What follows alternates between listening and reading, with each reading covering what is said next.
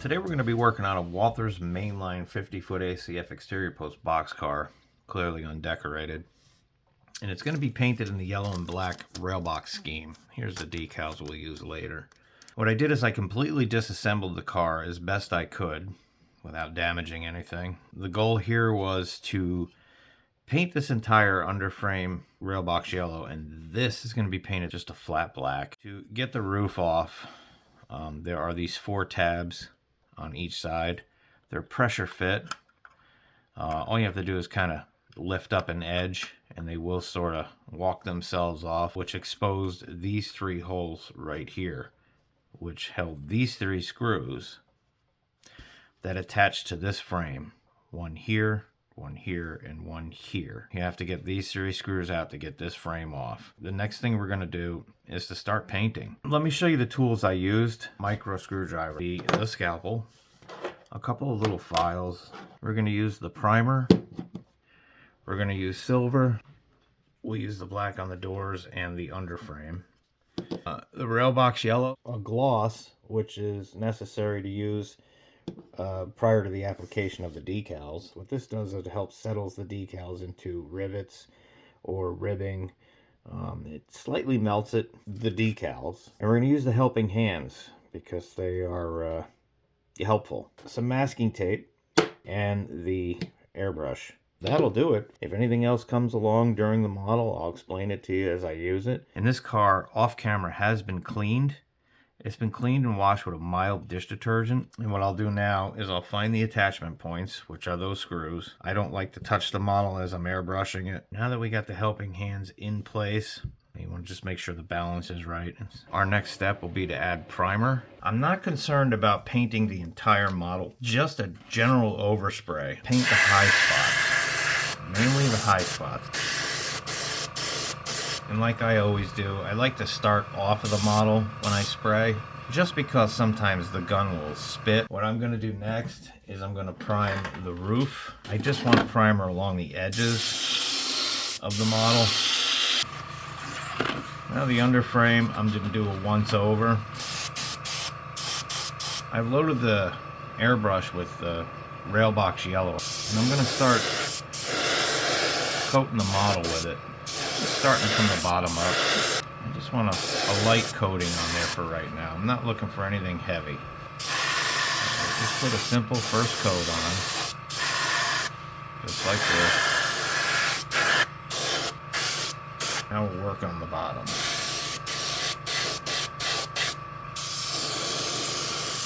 At the top.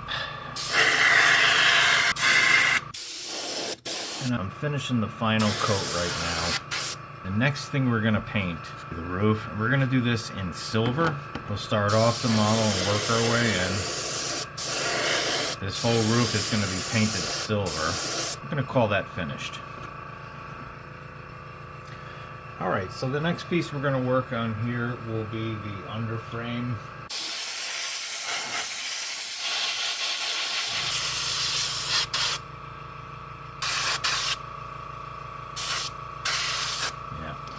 Pretty happy with that. Alright, so the next step on this is going to be to mask off the door. I masked the other side, and the results were pretty good. I'll go ahead and cut a couple lengths of this off. I'll make sure that when I put the tape on, I snug it down into all 90-degree corners with the end of the blade. I've loaded the gun with some of the True Color black paint.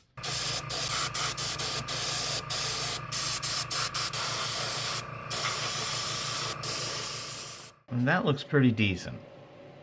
That's pretty square. So that's perfect. Okay, so the last step here on this model is going to be to apply a pretty heavy coat of gloss. I suppose that looks pretty good. I'm going to go ahead and take the hairdryer to it and set it. The next step will be the decals. So one of the final steps to finishing the model is the application of the decals. What I've introduced is just a cap with some water and a tweezer. So what we're going to do is we're going to place this decal face down, and I'm going to give it about a minute or so. So the decal has been in here for about a minute and a half, 2 minutes. And what I do is I use the top of my hand, and I just see, yeah, there it goes. It's ready to be moved. So we're going to find on here where that corner of the R is. And we now know that the top of the L is not very far from the top of the car. Somewhere like right around here. Now what I'll do is I'll pull that over and I'll start patting it down. And then once I get it into a general area where I think it's okay, I'll go ahead with the paper towel and I'll lightly dab it. Come back and look at it and make sure it looks good. And that looks pretty decent. So now that that's our anchor, the next decal I'm going to have to actually cut. So we'll go with a scalpel. Today what we'll do is we'll just use a square. Now it's very hard to see on this camera, but there is a film on the decal and it ends right at the end of the L here. What I want to do is try to get this cut as close to these two letters as possible, as close to the T and as close to the L.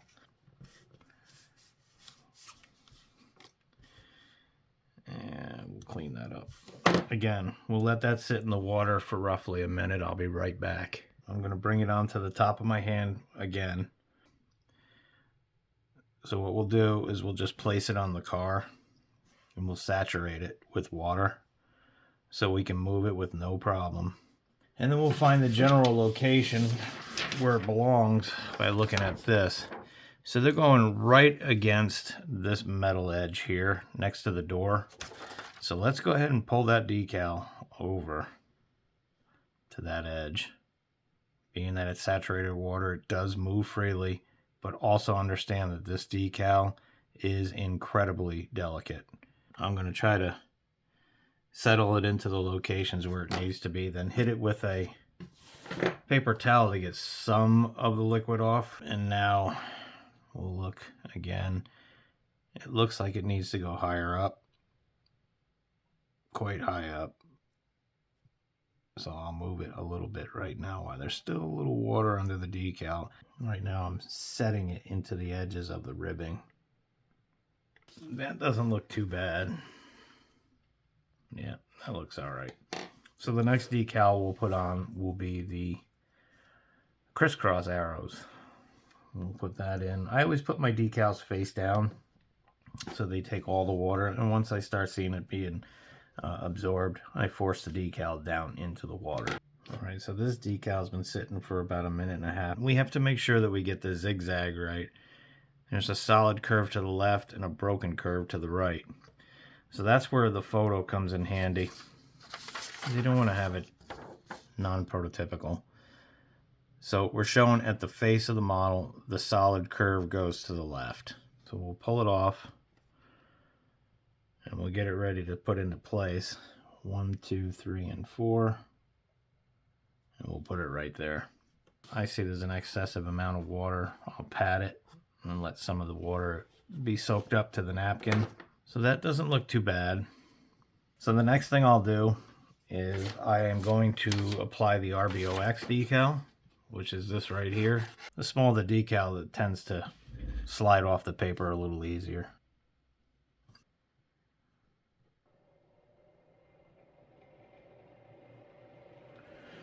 And there's that.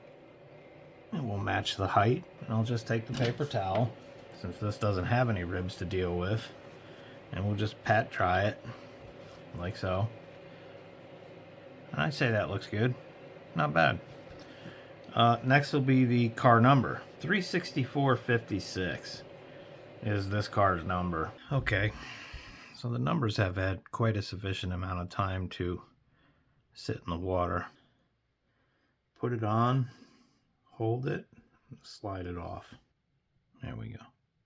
Just got to get it on the model. Once I get it on there, I can move everything around with the tweezer.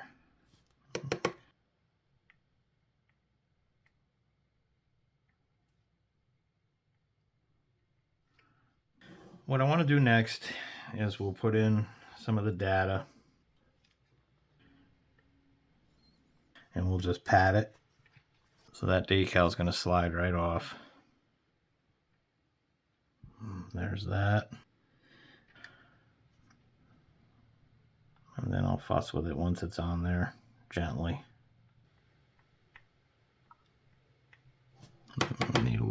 water.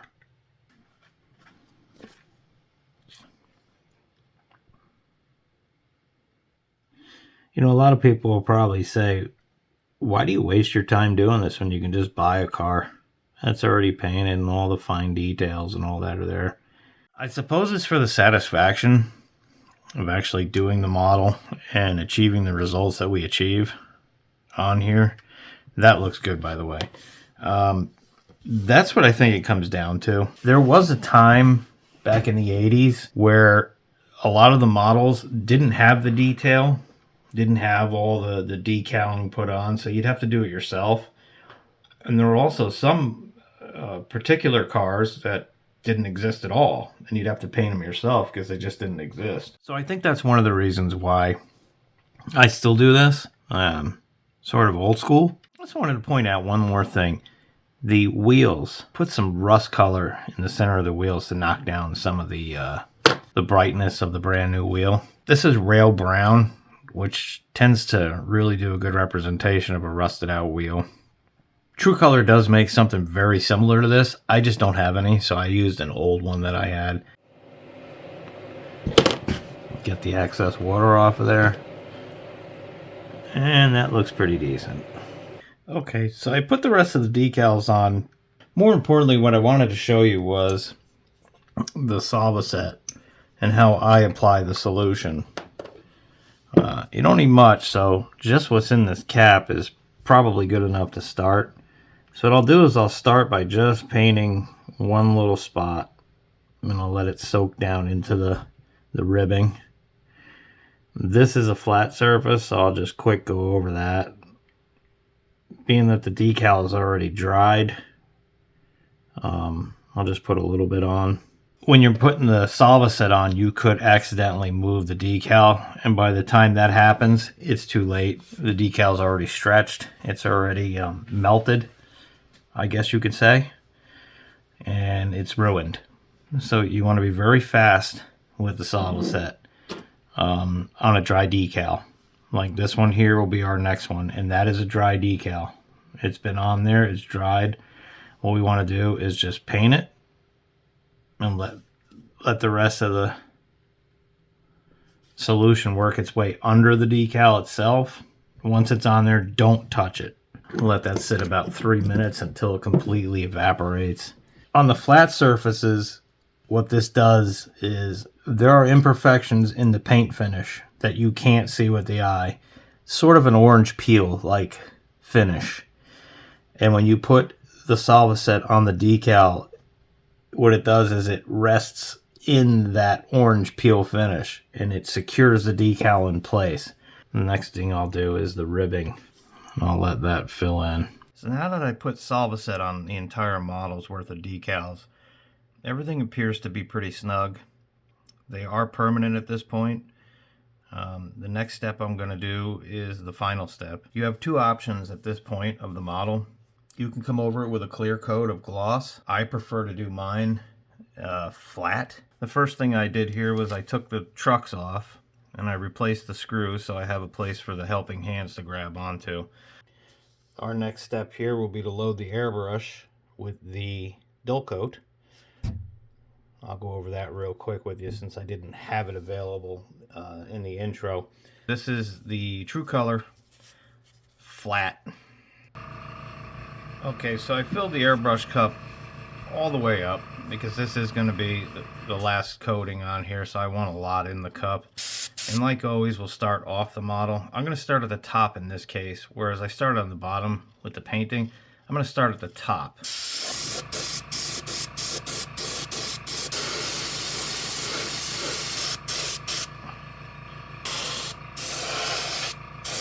And get this side.